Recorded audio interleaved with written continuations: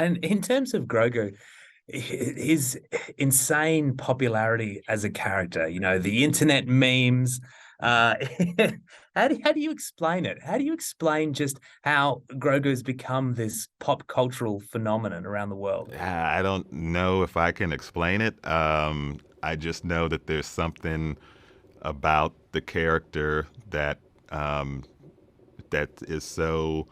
There's an innocence. There's also just a sense that he's the kind of character in literature and storytelling that sort of makes other people change around him. And of course he's on his own journey that we've witnessed, but there's something about how he's affected the lives of those who have come across him.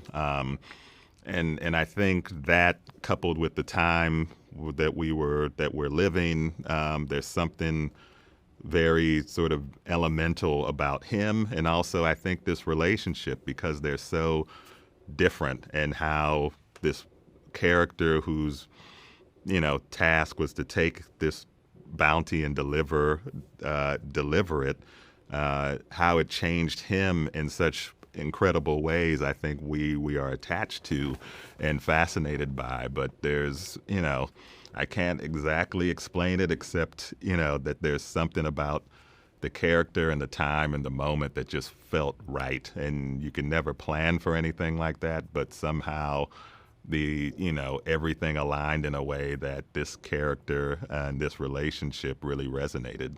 It's been great to see. Being a Mandalorian's not just learning about how to fight. You also have to know how to navigate the galaxy. Yeah, lightning in a bottle. That's what it is with Grogu.